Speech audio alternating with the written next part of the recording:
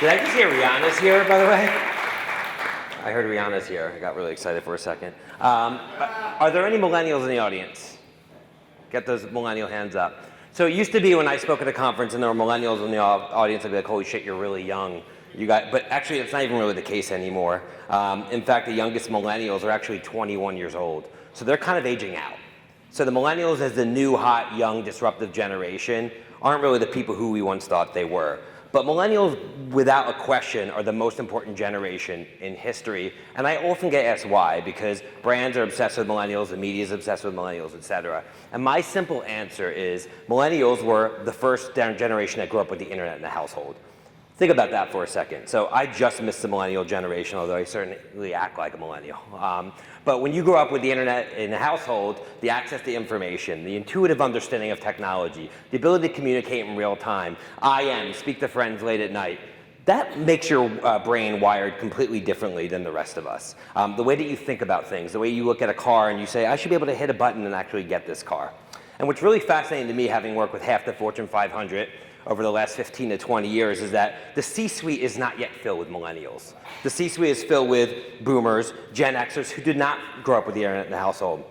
For them, they don't understand things that way, which is why so many brands still are in a broadcast model, which is why so many brands don't really understand the nature of data-driven marketing or communicating with consumers on a one-to-one basis. And the one thing that gets me most upset about big brands is they talk about the Mark Zuckerbergs and Evan Spiegels as sort of the gods of this world and the future innovators, but the 20 and 30-somethings in their organization are buried 7 floors below them and never actually have a voice. Most large Fortune 500 companies have boards full of old white men. And I love old white men. My dad is an old white man. But there's plenty of room in a diverse world for more voices coming out. And it's those companies that are disrupted. It's those companies that are looking the wrong direction while some new upstart actually takes away their business. So one thing I implore on large organizations is create a shadow board. Find 5 to 7 young people in your organization and actually make your board of directors report to them.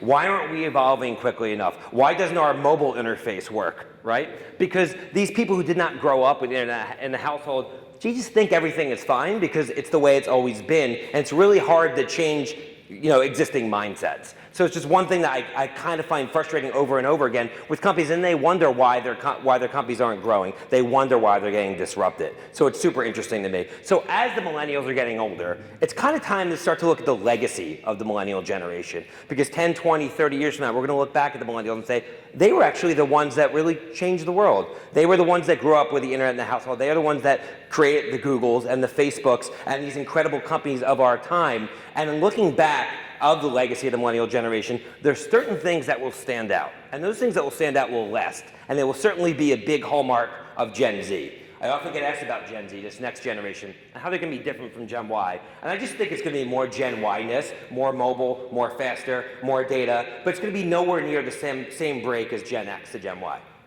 So when you think about Gen Z and you look at their future, the world that they're going into, it's going to be completely different. The class of 2025 are kids that are about 10 years old right now. They're going to be graduating college in 2025. And actually, when you think about that, and you're like, wow, I mean, high school rather, and when you think about the world that they're going to be heading into, and the world that people who are graduating college are going to be heading into, it's going to be a much different world. And it's going to be a much different world because of those millennial legacies. So what I'm going to talk about today is the world according to the class of 2025. Now, I'm not going to talk about flying cars and all this Jetson shit, right? It's going to be stuff that actually is real. Some change is happening more quickly than we think is going to happen, and I'm going to talk about that. Some is further out, like the VR stuff that I think a lot of brands kind of prematurely jump into. I don't think is going to happen as quickly, but there are some things that are going to happen much quickly because, make no mistake about it, the rate of change is accelerating faster and faster and faster. Some of the things I'm going to tell you today, you're going to say, you're crazy, but then if I told you 8, 9, 10 years ago that you'd be able to talk on your phone in high def to somebody in Ghana by hitting a button for free, you'd probably say it was crazy. Or if you could hit a button and without talking to a driver, get in the car and they take you anywhere and you'd leave without even saying anything, you'd say it was crazy over and over and over again. And those changes are nothing close to the changes that are going to be happening because, again, the rate of change is accelerating. So the class of 2025, it's really fascinating. Just some side notes. I talk very fast. If you need to take notes, you need me to slow down a little bit, just kind of like this. I can take it. I'll slow down a little bit. Also, you can tweet at me at MattyB, and I'll try to actually get some of your questions at the end of the presentation. Also, my Twitter handle's on every slide in case you forget that. And sometimes I actually need to come up for air and take a deep breath and grab some water, but besides that, I'm going to be and get you guys information. So you're going to be drinking from a fire hose. I hope you guys enjoy it. I hope this is the best 45 minutes of your week. So let's dive into it. So who are they? Who is the class of 2025? So let's think about it. We talk about this as the generation that millennials grew up with the internet in the household. Well, Gen Z grew up with, and is going to grow up with, the internet and the phone in their faces. They're going to be born with the phone in their faces. I'm involved with a charity called Pencil of Promise that builds schools in underprivileged areas around the world. And I was in Laos in Southeast Asia. And I went to a town, a small remote village with no running water, no electricity. And I showed a kid there my phone. More importantly, his face on my phone, right? I showed so he could look at the camera. It was painting him. And it was the first time he had ever seen his face because they don't have mirrors there. So they actually had never, this child actually didn't even know what he looked like. Just think about that for a second. And think about the world we're living in here in more privileged nations like the United States where kids actually are growing up and the first thing they see, maybe when they're 5 minutes old, is a phone in their face. They're going to see their face right away. Think about actually what that does to them when they're that age. And then when they're age 3 or 4, they're already learning how to be a hipster, right? They're already being dressed up with very expensive clothing and wanting to move to Brooklyn and actually being a social media marketing expert and actually being a hipster and understanding how to use all this type of information. And then by age 9 or 10, they're coming up with group committees where they're working together. Kids are in school right now using Google Docs, shared information, collaborative technology at such a young age. It's absolutely fascinating. Kids are walking up to TV screens and trying to swipe them because they think that it should be swipeable, and they're actually probably right. This is the generation that's growing up. Think about at that very young age. We're not talking about they're getting indoctrinated later in life. From the second they're born, they have a phone in their face, they're learning how to be a hipster, they're collaborating with one another, and this is the generation. And also they're going to be incredibly diverse. By the time kids graduate in 2025, it's not going to be an all-white generation, not even like it is right now, but brands continue to overlook diversity, probably because of the makeup of most of their boards, right? But look at this, by class of 2025, only half of the people who graduate are going to be white, and you see the diversity continuing in this country, and it's going to happen no matter what any political regime wants to do. This is a diverse nation, and it's going to kind of continue. And I think the brands really need to understand that, and they need to understand that they're not just talking to the rich New York population, but this world is much different. And I think that that's going to be a huge change in the way that marketers go about their consumer base. Where will they be graduating from? So education is probably the biggest laggard in our society right now, especially here in the United States. If you think about the fact that in most schools we're teaching kids calculus and how to solve these complex art and mathematical problems where you could just talk into Siri and Siri will give you the answer instantly, it almost doesn't make sense. Why are we teaching kids handwriting if they're just going to be typing moving forward? Meanwhile, our counterparts in Japan are being taught how to write algorithms at age 9 and 10. And when we compete with them on a global economy, who do you think is going to win? So education is really looking in the rearview mirror, and I think that parents of children need to understand that you don't need to push your kids to get straight A's. You need to teach your kids to be an A student in one thing, be great at one thing, have a specialized skill set, because actually being a jack of all trades and master of none is actually not a good thing. And I can't tell you how many times I've gotten burned by hiring an Ivy League school student who actually had straight A's, but there wasn't really one thing that they could help me in. And the fact is that if you have to grow up and walk into work every day one day being told what to do, it's going to be much easier for your boss to tell somebody in China or Costa Rica or India what to do for much cheaper. You need to actually come in and actually add value. And when parents ask me how they should teach their kids to succeed in this new world, I say you either have to go deep into an art or deep into a science. Deep into an art is being creative, being a designer, being a copywriter, doing something that actually machines will not be able to do, or being deep into science, being an engineer, being a coder, learning how to operate the machines. If you sit yourself in the middle, then you're going to be out of a job, and in this world, where it's headed, in this digital divide, it's going to be a real issue for this next generation, which is really a problem for parents that are telling kids you have to go to a 4-year college. Because if you think about it, this is my first breath rare. If you think about it, going to college, getting that 4-year degree in a lot of ways kids go to follow their dreams, but when they come out, they can do anything but follow their dreams because they're deep in student debt. And a lot of legislation change right now is going to make it impossible to walk away from student debt. So it's causing a lot of kids coming up that rethink the notion of four-year college. Is going to college, this four-year schools, where I'm cracking up $250,000, $300,000, $400,000 in debt, is that really how I want to come into the working world? Aren't I so far behind? Which is driving a huge renaissance in trade schools, which I think is fantastic. Growing up, we looked at trade schools as kind of like lower level, but trade schools now, if you're going to learn how to be an engineer, if you're going to learn how to have that marketable, specialized skill set, then maybe trade schools isn't such a bad thing. A very close friend of mine, Adam Braun, started a startup called Mission U. And Mission U looks at the four-year education in a lot different way. First of all, it's not 4 years. It's less. It could be as little as 2 years. And the way Mission U works is there's no tuition. The tuition is a percentage of your future income.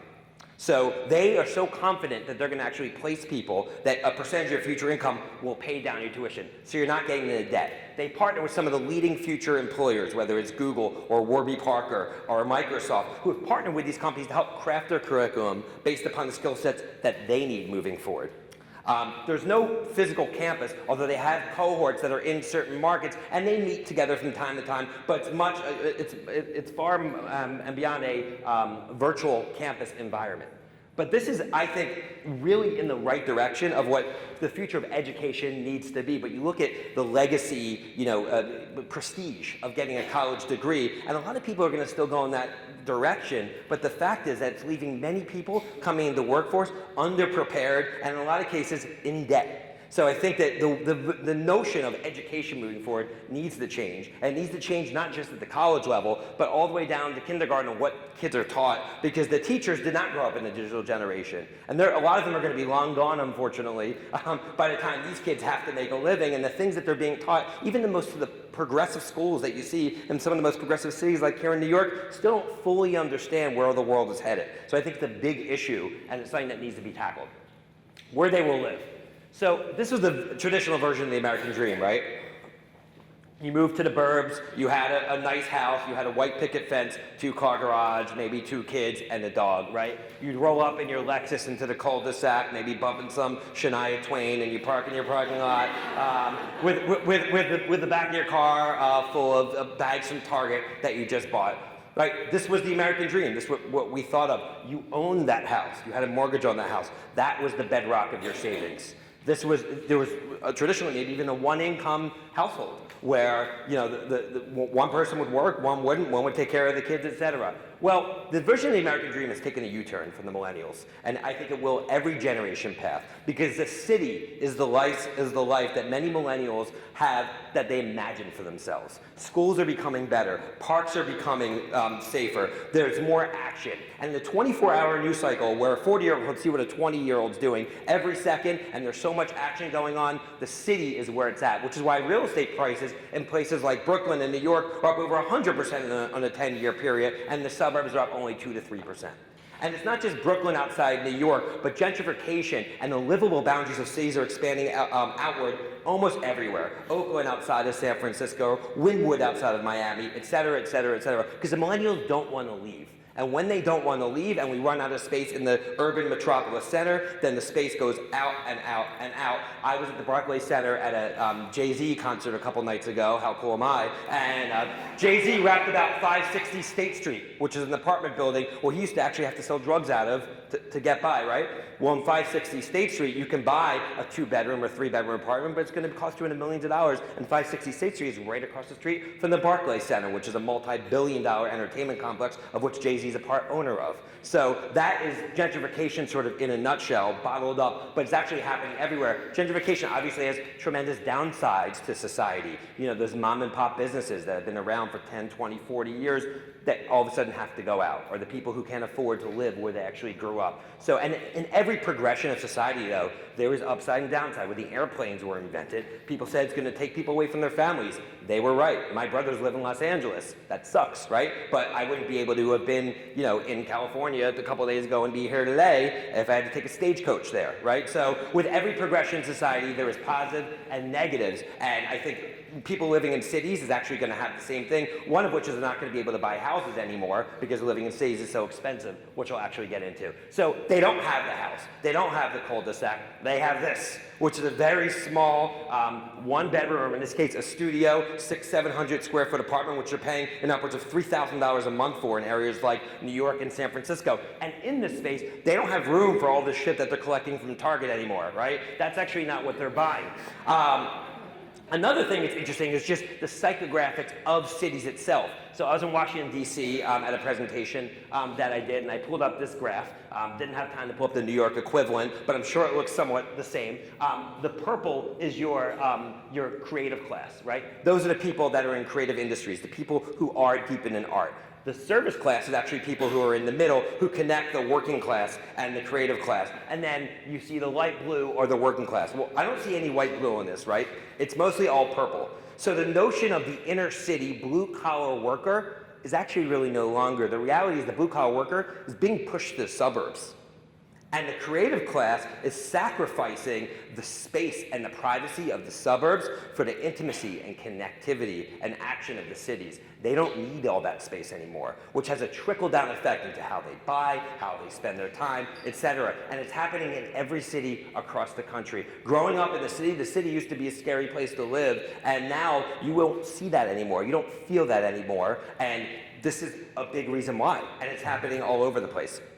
And this also impacts where they're going to work. Companies are seeing that millennials want to stay in the cities. And when they're seeing that, they're taking their suburban enclaves like Pepsi in Purchase, New York, or Microsoft in Redmond, Washington, or Visa in Foster City, California, and they're collectively moving their headquarters back to cities so they can be closer to millennials, because millennials have no interest in commuting to the suburbs all day. And when they're doing it, they're saying, we don't have as much space anymore, and maybe we shouldn't have as many full-time employees anymore. In a world where there's tremendous pressure on Wall Street to drive earnings and bottom line profits, a lot of these companies are getting addition through subtraction by not having as big as a full-time workforce and tapping into freelancers and the free agent economy, which on the flip side, on the employer side, really provides a new version of the American dream.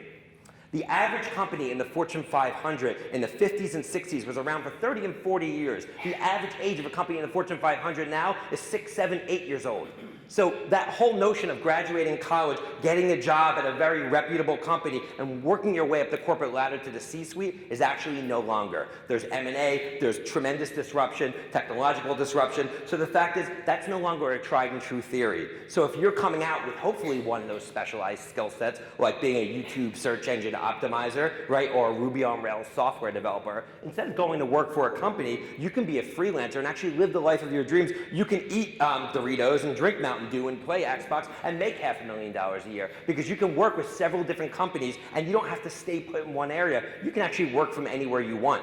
For companies, they win because they can contract their full-time workforce, adjust for seasonality and fluctuation of their business, and then tap into the skill sets they need. And for the individuals, they are not riding their ticket on the basis of one company. They can be, so that is an incredible opportunity for young people to grab it. Also, now Obamacare, if it stays, actually makes health insurance more viable for people who actually want to be freelancers, because you can stay on your parents' plan for longer. So there's so many reasons right now why the freelance boom is happening. And when people are freelancers, these are the type of jobs they're in. So these are the keynotes of freelancers. You'll see a lot of them are deep in art, a lot of them are deep in the science. These are people who take up skill sets, they go on third-party sites, and they market their services to companies. Companies bring them in, they make money, the taxes aren't withheld, so they can write off their laptop and their Starbucks and everything they want to. So it actually works for the individuals as well. All this is driving a huge boom in the collaborative workspaces. Have you guys all heard of WeWork? So WeWork is the fastest tenant of commercial real estate here in New York and in many markets around the world. WeWork was just valued over $20 billion, started by two guys in their late 20s. Now they're in their 30s. I can't believe how old they are, and they've only gotten to $20 billion in valuation. What WeWork does, it allows me to rent a desk across from the snazzy guy in a blue button-down for maybe $200 a month. He may be an accountant, and the guy next to me might be a copywriter, and the guy to the right might be a developer or a graphic designer. I basically rent that desk, and WeWork has locations all around the world. So if I want to work out of LA next week, or I want to work out of London the week after, I actually still have an office to go to. It's a culture that rivals Google, and I can rent conference rooms, share a receptionist, even have benefits. Sometimes they have massage therapists. So all of a sudden, you have all the benefits of working for a company, except you get to be the CEO of you. That's why WeWorks are popping up everywhere, because this actually plays into the freelancer or gig economy. So think about it, you're growing up, you're a hipster at age 3, you're not going to a traditional school, you're learning that marketable skill set, and as soon as you have learned that marketable skill set, maybe from a place like Mission U, you're on your way and you're working at WeWork and you're the CEO of you. And you get to build your own little empire, not worrying about, is my company gonna get bought? Is my boss gonna get laid off and I have to work for some terrible person that's gonna make my life miserable? No, now I'm actually in control. How are these people going to buy? Well, obviously, it's no mystery that these people are going to be buying more and more on mobile devices more often than ever before, and not just the low involvement everyday purchases, but almost everything.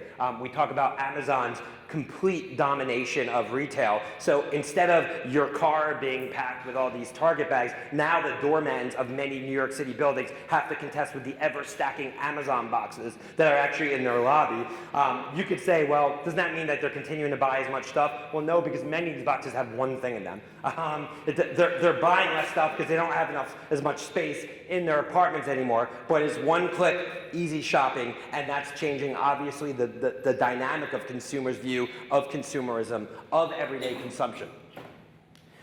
The way they're buying is really fascinating to me because, as I mentioned, so I got in an argument a couple years ago with a school teacher saying they shouldn't teach handwriting in school anymore, and she was absolutely flabbergasted. But now I don't even believe they should teach typing in school for much longer, because the way that we're going to be entering information into a digital device is not going to be typing either. It's going to be speaking. This is one of those innovations that's going to happen a lot more quickly than we think. So if you look about Microsoft with Cortana, Apple with Siri, Google with Google Home, Amazon with Alexa, right? These are the most powerful, sophisticated companies in the world that are investing in voice technology because they know that anything can save consumers time, they're going to gravitate towards, which is why Amazon is stepping on the gas so much with their Alexa system.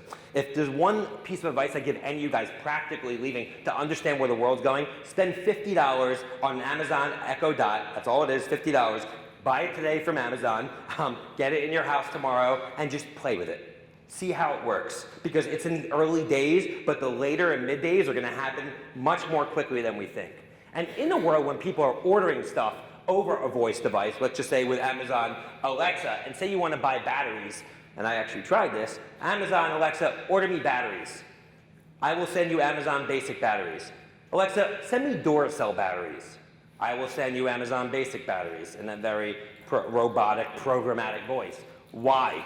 Because Amazon is betting that the ubiquity and ease of ordering over a voice-driven device will trump the power of a multi-billion-dollar brand like Duracell that Procter & Gamble has invested billions of dollars in.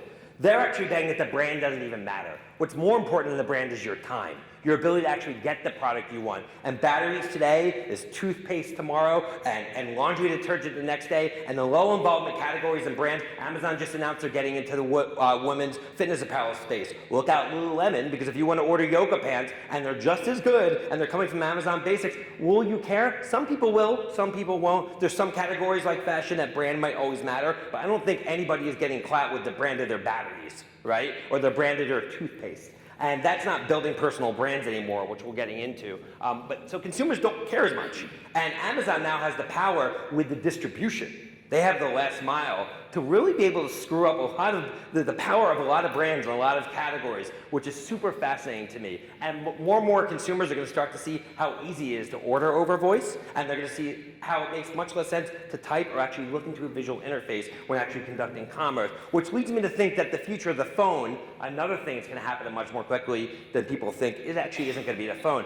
I think this is what the future of the phone actually looks like, which is why Amazon's investing in AirPods, because so much of what you do, whether it's send email or post a status update or text somebody or order something or search for something, you theoretically don't need to look at a screen. You know, I could say, Siri, what's the 5 best pizza places near me? And Siri will tell me.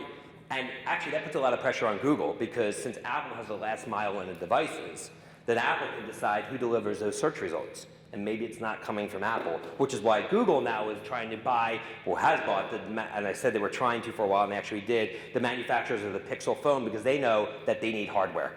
Because hardware is the last mile. Amazon's investing in Alexa because it's hardware. Hardware is the last mile. And in the world of voice, hardware matters more than ever before because the power of the brand is not going to be something that's actually visible. In terms of what the phone's going to look like, and this is some Jetson shit, I'm going to throw it out there. I think contact lenses are going to be the wearable that's going to hit mainstream because people who don't wear glasses don't like wearing glasses. Very simple insight, and those contact lenses will initiate augmented reality. Another thing's going to come very close because and for those of you who don't know what augmented reality is, I can take my phone and say I'm walking through the streets. I'm like, oh, that's a cool apartment building. I want to see how much it is. I'm like, holy shit, it's $7 million because I actually lay over the building with my phone. Or I'm at Target, I want to see how much this bottle of Tide costs. I can overlay it and I can see it, and maybe I'll buy it on Amazon for cheaper, which I'm sure that Target will. But that is augmented reality, and the augmented reality kit is actually being built into the new Apple iOS. And when the iPhone 10 comes out, you're going to see augmented reality come very quickly into mainstream usage. We kind of saw it with the game Pokemon Go, which exploded, where you had these zombies chasing imaginary figures throughout Central Park for a couple weeks, which was super trippy. But that's gonna happen more and more moving forward. And in a world where there's contact lenses and you can initiate augmented reality, by looking at things, I actually might be able to look at all you guys and see what companies you guys all work at if you opt in. So it's like, I don't care about you. I want to go talk to the guy who works for Coca-Cola because I want to get his advertising dollars. I'll just be a heat-seeking missile at a conference looking around for him. Instead of having to awkwardly stare at somebody's badge, I can just do it without them even knowing it. So that's maybe the world looking at. Looking forward to that. Also, another thing in terms of how people are buying is this whole notion of one touch or the Uberification on demand of services. So Glam Squad is a great example of that, where instead of having to go to a salon before a big night out, a bunch of women could actually push a button and have stylists come to their apartment and do blowouts, makeup, get their hair done, all those things with one touch. So for Glam Squad, in a world where more and more people are staying in the cities, real estate prices are going up, a lot of business models actually can't afford for Main Street rent costs, right? So for a company like this, a salon, they actually don't have to have a physical place. They're essentially a virtual business with a distributed workforce where you can hit a button and have these people come to your house. There's Zeal that does it with massages. There's Handy that does it with cleaning services. There's dry cleaning services that have distributed workforces, which will come and pick up your clothes and send it to a far-off location. This is going to really change how people buy because, again, it gets you convenience. It saves you time. You don't need to go anywhere, and it actually is a great business model. So look for the on-demand or Uberification of services to be another way that changes where people buy moving forward, and I think it's only going to continue. What will they buy? Well, retail's changing. And one interesting thing about retail is when the real estate prices get too high and when businesses say, you know what, we can't afford it anymore, and they shut down, there's a 2,500 square foot retail space is available. One of three things usually opens up. A Starbucks, because Amazon has not gotten in the coffee business yet, although they are in Seattle, but they might be delivered in 2 hours, but you need coffee now, right? A Dwayne Reed, because pharmacies are something that people still need to go to very quickly, or a bank, because there's a big sector of the society that still feels like actually you need physical cash. I need banking. So you're gonna have a Bank of America, a Dwayne Reed, a Starbucks. You walk out here on the Upper East Side, you'll see a gazillion of them, right?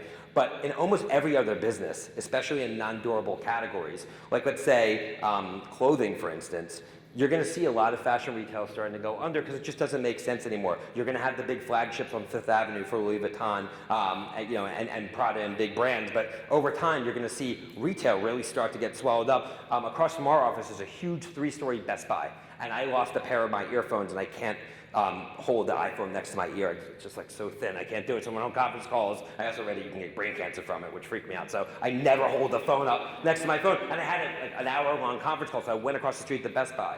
And there's a woman in front of me waiting to buy something, and she's fumbling through to get her rewards. I'm looking at my watch, and obviously, as you guys can tell, I'm not somebody who can stand in one place very easily. And I'm like, I gotta get out of here. I just start to freak out. I can't do this anymore. And I left, and I'm on the escalator down to the lobby so I can walk out. And on the way down, I ordered a pair of earphones on my phone. And I actually did the ordering process on the escalator ride.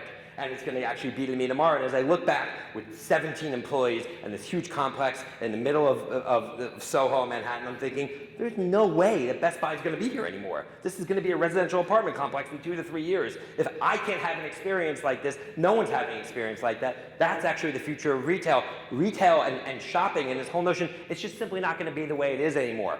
And people aren't spending money on a lot of things that they used to, because in a world that people live in cities, buying cars is no longer a rite of passage. The cost of buying a car, when combined with the cost of gas, tolls, parking, insurance for people who live in cities, makes no sense. They're going to Uber with the ease and ubiquity of Uber and Lyft and accessing a car over owning it. A lot of auto companies really have to redefine their model because young people do not want to buy cars anymore. And guess what? They really no longer think they can buy a house either. When I came into the city in 2001, I knew I couldn't buy a townhouse because only the Rockefellers could afford townhouses, right? Well, now people look at that with apartments.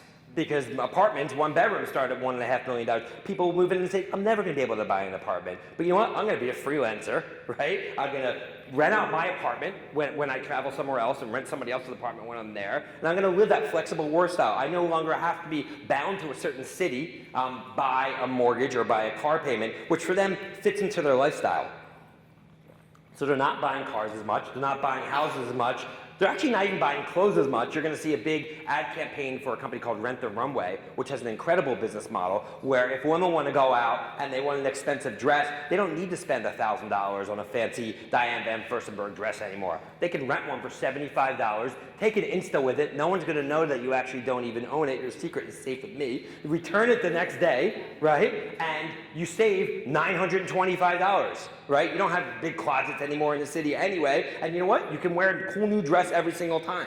And that's why Rent the Runway is exploding. People are now even accessing their clothing over buying it, which is interesting. There's a company where you can rent watches every month and they send to you. So access over ownership is incredibly fascinating to me. The one thing Steve Jobs got wrong is he thought that people want to own their music. So iTunes was about buying songs, but then Spotify came on with a rental model, right? You can access their music. And Apple followed suit by buying Beats.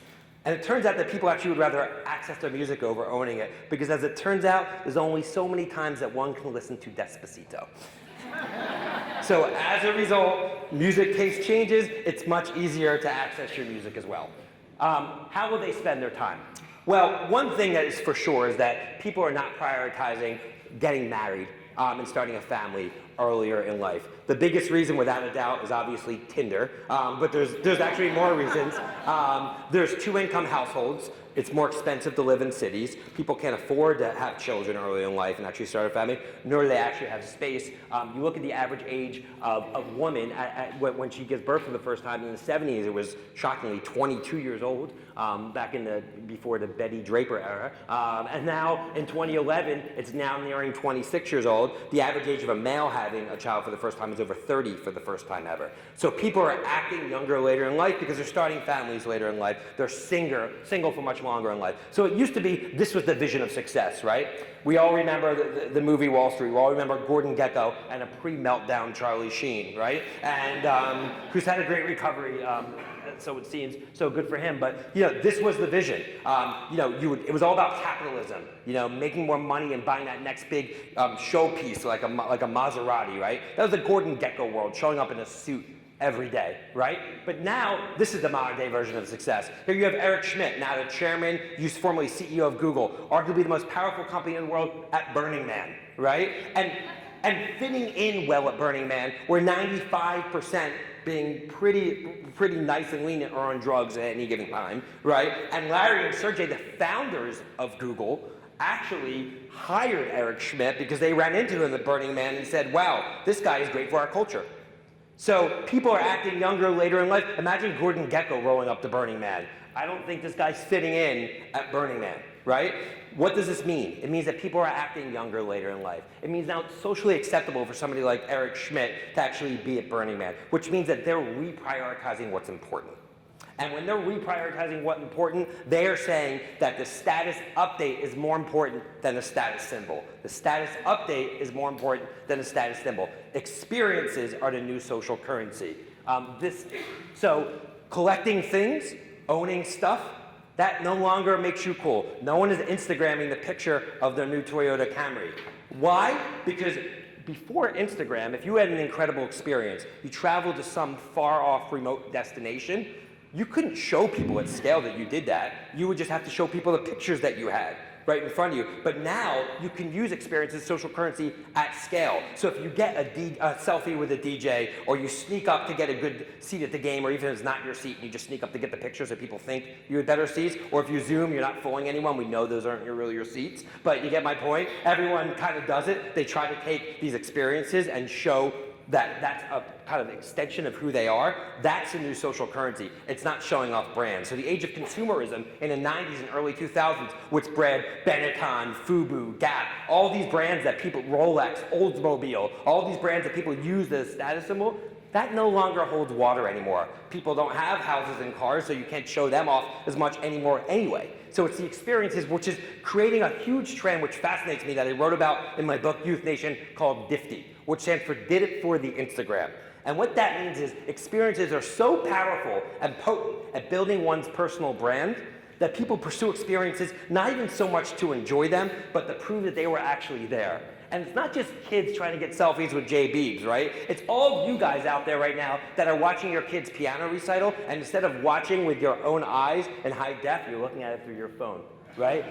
I was at a Coldplay concert at the Beacon Theater in the Upper West Side a couple years ago, and Chris Martins actually said, for once, can everybody just put their phone down for a song? And actually everybody did, and I was like, wow, this is what it was like back in the day when people actually went to college and a concert and actually looked at the music. But DIFTY is driving everything. It's impacting how people spend their time, how they spend their money. If they can achieve that experience, it might change the job that they get, the relationship that they get to, even who they marry. So they are bringing their phones everywhere to capture those experiences to actually build who they are. This is Mission Peak in Fremont, California. It's been around for a very, very long time because it's a mountain, okay? And mountains usually don't pop up overnight. But in the last couple of years, Mission Peak has been plagued by overcrowding, complaints from local visitors, pollution. Why? Because Mission Peak is conveniently located off of two major highways. And while it looks like these people just climbed up Mount Everest, it was actually only a 10-minute climb. And conveniently at the top, there's a pole where people can take the perfect selfie. And now all of a sudden, everybody is rugged, everybody's outdoorsy, you can go out, get this picture, and actually be home watching Keeping Up with the Kardashians by 10:15 in the morning. And all that people won't know, and they just thought you spent 4 hours on a very rugged hike. And those pictures that these people are taking are going to be shared and will drive somebody's perception of who they are. And that perception will impact their life. So they are going to spend time doing things that they wouldn't normally do. If their phone was broke for the day, they probably wouldn't even go to this mountain at all. So because DIFTY's here, people are looking at how they spend their money differently, and they're booking travel last second with tools like GTFO, which stands for Get the Flight Out. And this is an amazing app. On Friday, you see what the farthest place you can fly away to for the cheapest amount of money. Oh, $200 to go to Colombia this weekend? Guess we're all on to Colombia this weekend. You go there, check it off the bucket list, actually take pictures. This isn't something that's planned through deep research through a travel agent or photos 3 to 4 weeks out. This is planned sometimes, 5, 6 hours before you head to the airport. You hit a button, you go. And if the price matches, this is where you're spending money, not on a car payment or a mortgage. It's on the last second travel. It's also impacting how industries are actually evolving. There's a company called Bally's, who some of you guys might remember, a gym company, perfectly fine gym, very clean, great modern exercise equipment. You go in, you'd work out, you had a membership. Well, guess what? Bally's is bankrupt right now. Because Bally's, while being very efficient at providing a gym for people, didn't provide experiences. And what's taking over? Things like Color Run. So Color Run, people show up, it's a global phenomenon, costs $200 to $300 to actually run it. You show up, everybody wears white t-shirts. The second you show up, you're doused with colorful power, creating the perfect Instagrammable moment. Unlike the Kenyans that run 26-mile races in under 2 hours, these people have their cell phones out at all times, taking pictures of everything they're doing. And unlike the marathons, these races are untimed, and people who finish are treated by a free concert from a live DJ. This is the future of fitness. There's Tough Mudder, where people spend $300 to climb through freezing cold water and under barbed wire to prove that they are basically an army recruit.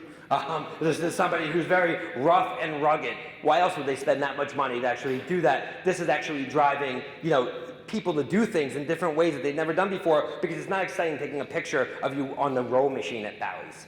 And that's how the fitness industry and so many categories are being changed. So what brands will they seek? So the brands of tomorrow are nothing like the brands that we actually have of today. And there's a big reason why. We are living right now in a barbell economy.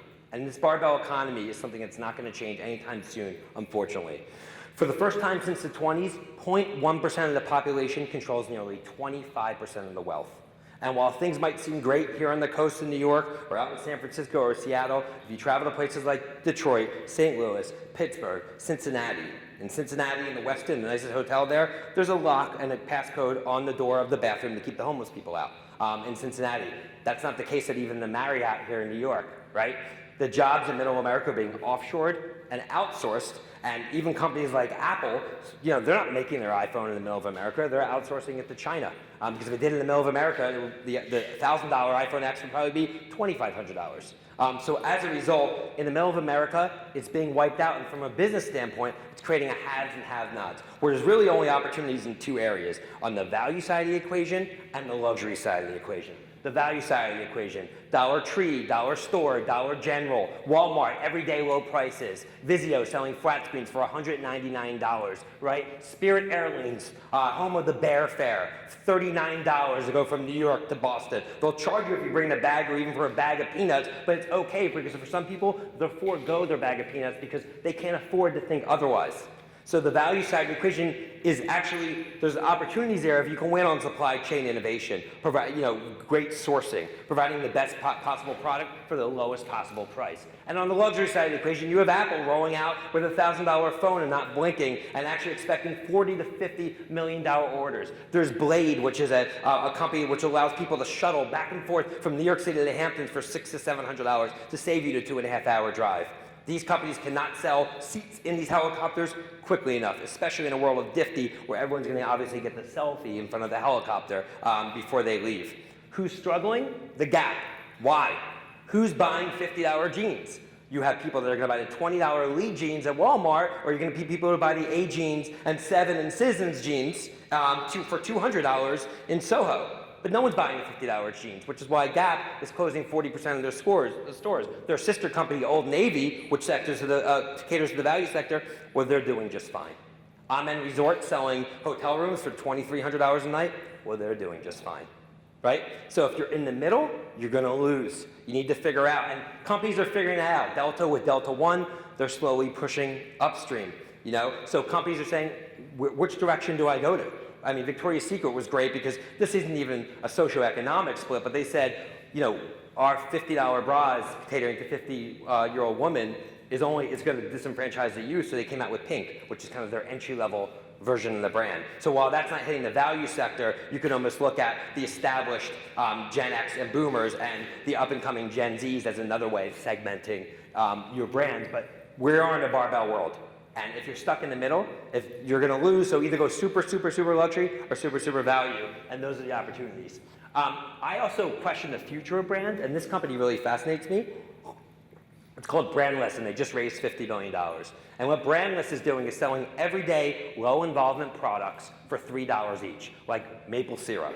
Like Aunt Jemima is not a brand that's actually going to get you social status anymore. So why spend $4.99 on a bottle of Aunt Jemima maple syrup where you spend $3 on better quality ingredients?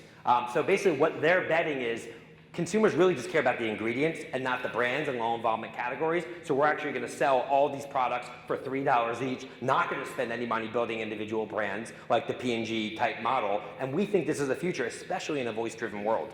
So I think people are also going to buy in a way when they're not spending money on experiences, they're going to deprioritize low involvement categories, buy private label brands at big retailers, and invest in platforms like Brandless. And then there's companies that are figuring out how to go direct, like Away, which I love. 2 women in their late 20s started this company Away. Suitcases for $200 each, only one model of suitcase, only sold direct, great customer service.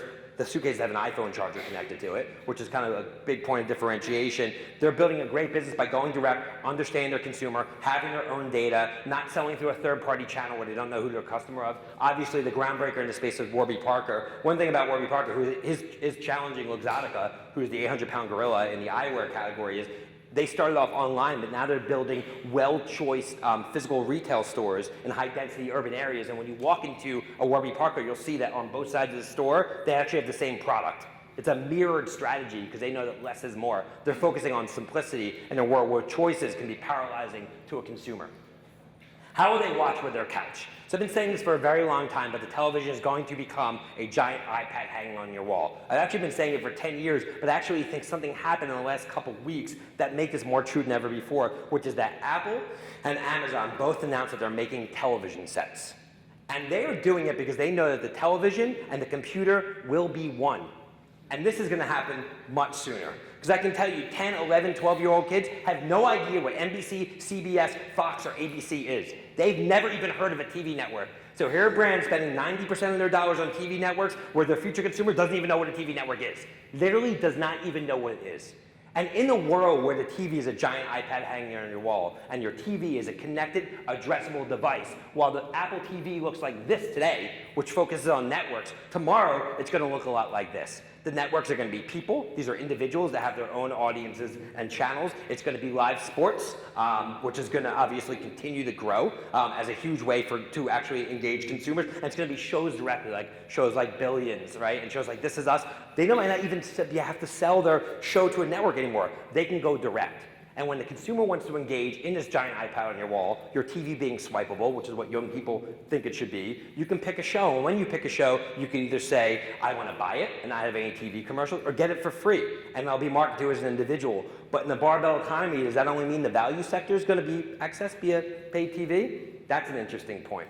But in a world where the TV is a giant iPad on your wall, regardless, it's going to be an addressable device, which means that Joe's Pizza is going to be able to advertise to people within 1 mile of their location during the Super Bowl, right? It's no longer going to be these horrible cookie cutter 18 to 49 Nielsen demographics where you're throwing stuff at a wall. Advertising is moving further and further down funnel to performance-based, data-driven, because you actually know who you're actually going about.